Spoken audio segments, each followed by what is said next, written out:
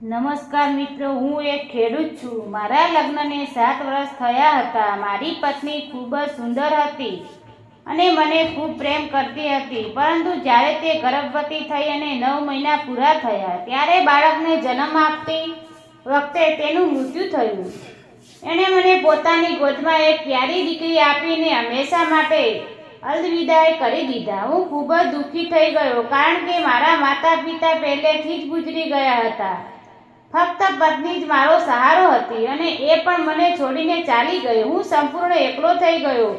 મારી પાસે 4-5 એકતા ખેતી હતી. હું ખેતી કરતો હતો ત્યારે ખેતીમાં મારી પત્ની પણ મને ખૂબ મદદ કરતી હતી. તે ખૂબ જ મહેનતુ હતી, પરંતુ કિસ્મતને અમારું આ સુખ સ્વીકાર ન હતું. હવે ધીરે ધીરે મારી દીકરી મોટી થવા લાગી. હવે તે 7-8 મહિનાની થઈ ગઈ હતી. લોકો મને વારંવાર કહેતા કે તારે બીજા લગ્ન કરી લેવા જોઈએ. મેં કેટલી છોકરીઓ જોઈ પણ લગ્ન થઈ ન શક્યા, કારણ કે જ્યારે પણ તેમને ખબર પડતી કે મારી ગોદમાં પહેલેથી જ દીકરી છે તો કોઈ તૈયાર નહોતું હતું. અને જ્યારે ખબર પડતી કે હું ખેડૂત છું તો તે સીધા ઇનકાર કરી દેતા અને કહેતા, અમારી દીકરીને ખેતીમાં બહુ મહેનત કરવી પડશે અને તારી દીકરીને પણ સંભાળવી પડશે.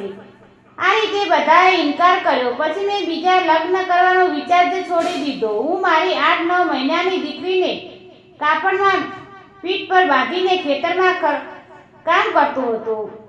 મારી પાસે 4 એકર ખેતર હતું અને બધું એકલા સંભાળવાનું મુશ્કેલ હતું. થોડા મજૂરોનું કામ પર રાખતો, પણ રસોઈ બનાવવાની, દીકરીને સંભાળવી, એનું દૂધ પીવડાવવાનું, સુવડાવવાનું, આ બધું એકલા કરવું મારા માટે ખૂબ કઠિન હતું. દીકરી વારંવાર રડતી તો મારા વધુ સમય બગડતો. ત્યારે મેં વિચાર્યું કે દીકરીને સંભાળવા માટે મારે કોઈ સ્ત્રીની જરૂર છે, જેથી હું ખેતરમાં ખેતી પર ધ્યાન આપી શકું. ખેતરમાં પાક ઊભા હતા. હવે બેદરકારી કરવી યોગ્ય ન હતી. એટલે મેં મારા કેટલાક મિત્રોને, સગા સંબંધીને કહ્યું કે જો કોઈ મહિલા મજૂર મળે જે મારી દીકરીને સંભાળી શકે અને રસોઈ પણ બનાવી શકે તો મને જણાવજો. મારા પડોશીના ગામમાં એક મિત્રએ મને ફોન કર્યો અને મને કહ્યું કે એક મહિલા જ છે જેને કામની જરૂર છે અને તેનું કોઈ નથી. આ સારી તક છે. તે તારી દીકરીને સારી રીતે સંભાળવા અને કામ પણ સારી રીતે કરશે. મેં તેને તરત જ કહ્યું તો એને મોકલી આપ. બીજા દિવસે સવારે લગભગ 8 વાગ્યાને એ મહિલા મારા ઘરે આવી. તે સમયે હું સ્નાન કરી રહ્યો હતો. તે આવીને બોલી, મારે સાહેબને મળવું છે. મેં કહ્યું, હા, હું જ છું, બોલો, શું કામ હતું? ત્યારે એણે કહ્યું, મારે કામ જોઈતું હતું.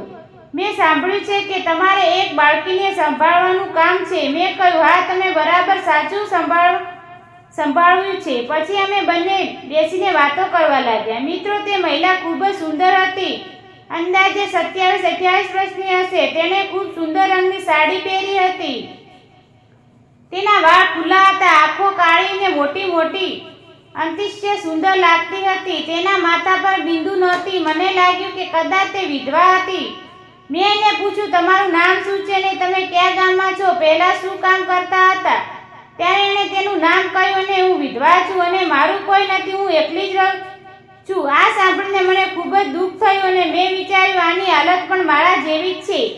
પછી મેં કહ્યું, તમારે મારી 9 મહિનાની દીકરીને સંભાળવી રાખવી પડશે અને રસોઈ પણ બનાવવી પડશે. એણે કહ્યું, બરાબર છે, પણ મારી પાસે રહેવાની કોઈ વ્યવસ્થા નથી. મેં કહ્યું, કોઈ સમસ્યા નથી. મારા ઘરમાં 3 રૂમ છે, એમાંથી એક તમે રહી શકો છો. પછી તે એકલા રૂમમાં રહેવા લાગી. હવે હું નિશ્ચિત થઈ ગયો અને ખેતરમાં કામ કરવા જવા લાગ્યો. તે મારી દીકરીને ખૂબ સારી રીતે સંભાળ કરતી હતી. તેની દીકરી સાથે બહુ લગાવ થઈ ગયો હતો અને એ ખૂબ જ પ્રેમ વસાવતી હતી. ઘરનું બધું કામ, રસોઈ, વાસણ, સફાઈ બધું જ એ કરતી હતી. એટલે મેં નક્કી કર્યું હતું કે એનો સારો પગાર આપીશ. હું રોજ સવારે ખેતરમાં ચાલ્યો જતો અને તે રોજ 11:30 વાગે ખાવાનું પોટલું લઈને ખેતરમાં આવતી, મને ખાવાનું આપતી અને પછી ઘરે જતી. તે બહુ મહેનતુ સ્ત્રી હતી. દેખાવમાં પણ ખૂબ જ સુંદર લાગતી હતી. ધીરે ધીરે દિવસો પસાર થવા લાગ્યા. હવે અમારી નજરો વારંવાર એકબીજાને મળવા લાગી. મને પણ એની આદત પડી ગઈ હતી, પરંતુ તેની તરફથી કદી કોઈ ખોટી હરકત કે ખોટું વર્તન અનુભવાયું નહીં.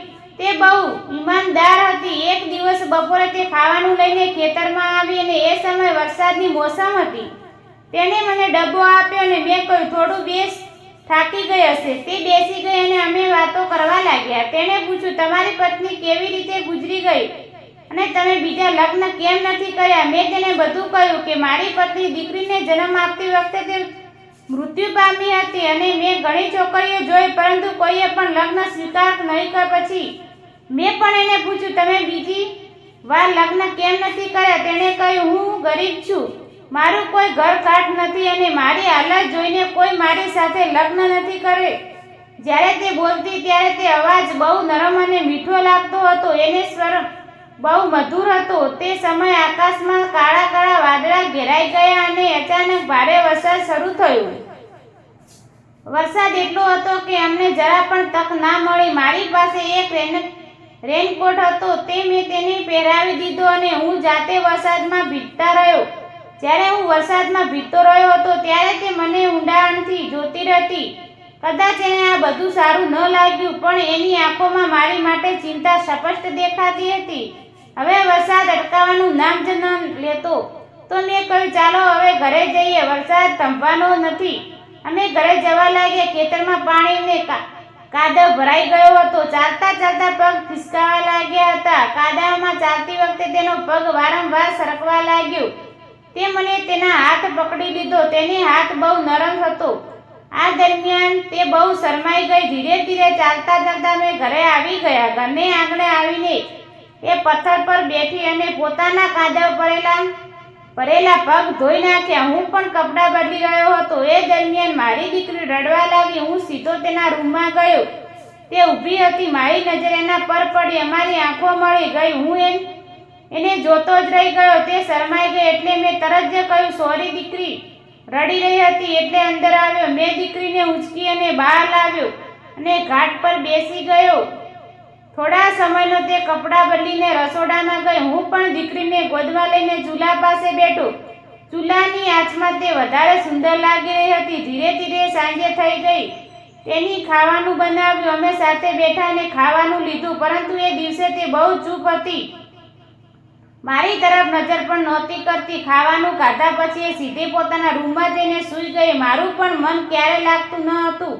મારી આંખો સામે વારંવાર ફક્ત એ જ આવી રહી હતી. આ રીતે 5-6 દિવસ પસાર થઈ ગયા. હવે તે વાતાવરણમાં બદલાવ સપટ દેખાવા લાગ્યો. તે બહુ શાંત થઈ ગઈ હતી, પરંતુ ચૂપચાપ મને વારંવાર જોતી રહેતી. એક દિવસ સાંજે અમે ખાવાનું ખાઈ રહ્યા હતા. ટીવી પર સિરિયલ ચાલતી હતી, પરંતુ મારું ધ્યાન ટીવી પર નહોતું. સિરિયલ પૂરી થઈ ત્યારે તે ઊભી થઈને એને જવા લાગી. તે દરવાજા સુધી પહોંચી હતી કે મેં તેનો હાથ પકડી લીધો. એણે મારી તરફ જોયું, પરંતુ એની નજરો ઝૂકેલી હતી. મેં એને ધીમેથી પોતાની તરફ ખેંચી લીધી અને ખાટ પર બેસાડી દીધી. એનો સુંદર ચહેરો પણ હાથ મૂક્યો અને કહ્યું, મારે તને એક વાત પૂછવી છે. શું તું મારી સાથે લગ્ન કરીશ? તારી પાસે પણ કોઈ નથી, મારી પાસે પણ કોઈ નથી. તને પણ સહારાની જરૂર છે ને મને પણ. ચાલ, આપણે જીવનસાથી બનીશું, પૂરી જિંદગી સાથે જીવશું. આ સાંભળીને તેની આંખોમાં આંસુ આવી ગયા. એણે મને ગળે લગાડવાઈ લીધો અને ફફડીને રડવા લાગી. એણે કહ્યું, તમે પણ મારી બહુ કાળજી રાખ્યા છો. જ્યારથી હું અહીં આવી છું તમે મને સન્માન આપ્યું, આદર આપ્યો અને સહારો આપ્યો. મેં એની આંખોમાં આંસુ પાંચવા અને હવે અમારા વચ્ચે એક ગાઢ સંબંધ બંધાવી ગયો. પછી એક દિવસ અમે કોર્ટમેટ ગયા અને કોર્ટ મેરેજ કરી લીધા. હવે તે મારી દીકરીને પોતાની દીકરી જેમ સંભાળે છે, મારી પૂરી કાળજી લે છે, ઘરના બધા કામ કરે છે અને ક્યારેક ખેતરમાં પણ મદદ કરે છે. હવે અમે ત્રણે મળીને ખૂબ ખુશખુશાલ જીવન જીવી રહ્યા છીએ. અને મિત્રો, એક મોટી ખુશખબરી એ છે કે તે હવે ગર્ભવતી છે. એ બહુ ખુશ છે અને એની આંખોમાં માતૃની મીઠાશ છલકી રહી છે. તો મિત્રો, અમે લગ્ન કરી લીધા. હવે તમે કહો કે અમે સારું કર્યું કે ખોટું? જીવન મારું બધું છીનવી લીધું હતું, પત્નીનો સહારો, સ્નેહ, પરંતુ એક અજાણી સ્ત્રીએ જ ખૂબ પણ તૂટી ગઈ હતી. એણે મારી દીકરીની માતાનો પ્રેમ આપ્યો અને મને ફરીથી જીવવાનું શીખડાવ્યું. મિત્રો, સંબંધ ક્યાંથી જન્મથી બને છે અને ક્યારેક પ્રેમથી. તો મિત્રો, આ વાત તમને કેવી લાગી? તો સારી લાગી હોય તો ચેનલને લાઈક, શેર અને સબસ્ક્રાઈબ કરવાનું ભૂલશો નહીં.